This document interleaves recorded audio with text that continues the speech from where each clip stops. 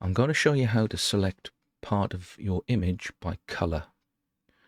You can only do this in the latest version of Photoshop and Lightroom. The latest version is Adobe Photoshop 2024, and you'll see the initial what's called the splash, so you can identify it.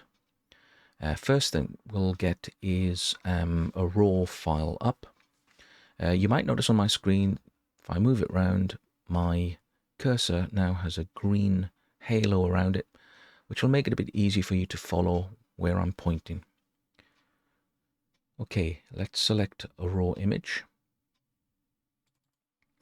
This has some colored letters on to make it easy to actually identify and target color. So I'm going to right click on a raw file and open with Adobe Photoshop 2024. You'll have to update if you don't have this version. You can see the big cats and the parrots on the front of the splash that opens with it. Okay, now it's opened up Adobe Camera Raw immediately, and mine is picking up where I left off last time. So down the right hand side at the top, this is the usual panel. They call it light now. This is the panel where you do all the basic tonality changes. Now you can do that first if you want. I'm just going to dive straight into how to target color. Now if you go halfway down, there are two panels. One's called color mixer, one's called color grading. It's the color mixer one we want. I'm going to open it up. Now if you're not greeted with the same image as this one with a little sort of grayed panel, then have a look just below the words color mixer. You'll have two options. One's called mixer. If I click on that, so you might have that. You might recognize that as what used to be, well, it still is called the hue, saturation, and luminance sliders. But the new part of this is what's called point color. So I'm going to click on that, and you're greeted with this slightly large panel and some sliders underneath. They look grayed out in a minute because they're waiting for you to select a color. So I'm going to click on the eyedropper that's here, and then you don't have to hold it down. You can just move your cursor. I'm going to put it over the car, somewhere which I think represents the blue of the car. Don't worry too much about it. If I click on it, if I go back to this panel on the right hand side, you'll see this panel now is lit up, and it's lit up with pixels which are of a neighboring color to the very pixel that you selected with the eyedropper. So it obviously knows that no pixels are likely to be exactly the same blue, and there'll be variation. So it's going to automatically pick ones which are in what's called a neighboring range. You can, if you go down a bit further underneath, you can narrow the range. There is actually a range button here.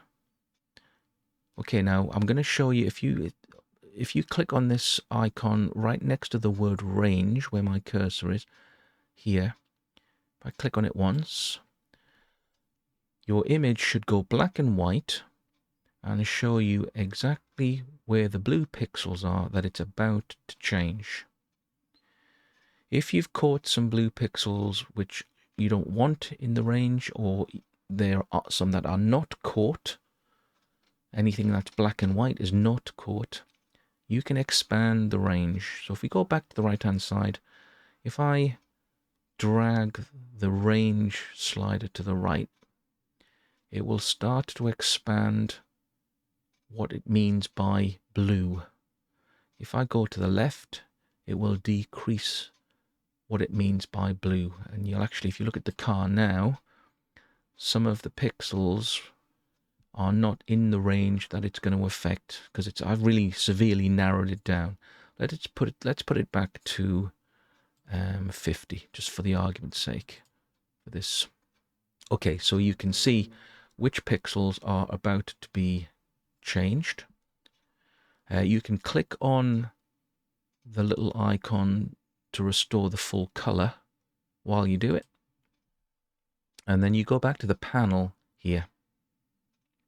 And you simply move this dot around. So just to do a very quick demonstration, let's suppose I want it to be a lot more navy than sky blue. So I could release it there and I could think, well, that's how I remember it. That's a much faster way of doing it. Unfortunately, if you look at the letter A, the blue letter A here, let's suppose that I didn't want that affected.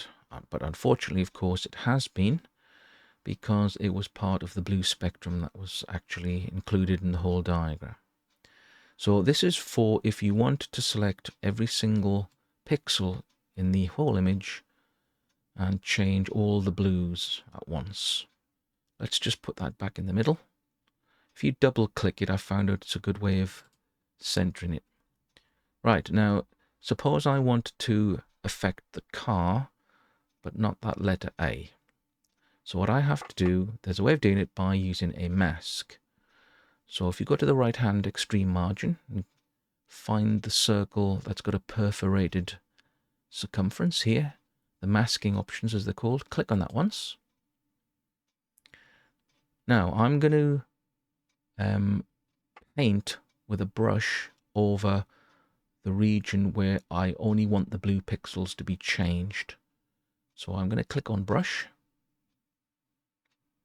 I'm going to make sure that my overlay color, which is ticked, isn't blue. So I've got a color which is this magenta color. So if you click on that, you can select an appropriate color to paint with, or at least see where you're painting.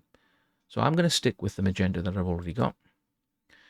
And you can be quite sloppy, and I'm just going to paint over the car wherever there are blue pixels.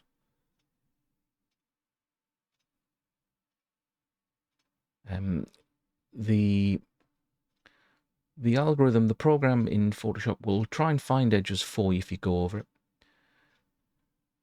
The only thing I don't want to paint over is the blue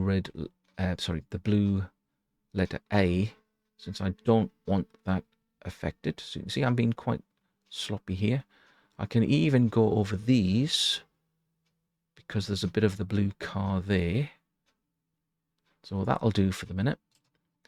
Right, that means this mask that's been created in magenta, I'm going to only change anything under that mask.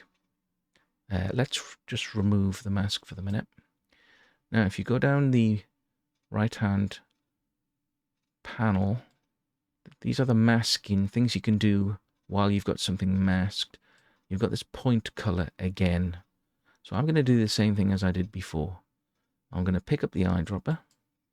I'm going to put it on the car somewhere. This now lights up blue, this right-hand panel. And now if I start moving that little dot around, I can make the back of that car a bit more navy. Let's do that. That looks good. But you can see now that the letter A is unaffected. And even though I sloppily painted over these two letters and the tail lights, because there's no blue pixels in them, they were completely unaffected. Okay, so that's how you can target your image by color, or just target a small selection of your image, again also by color.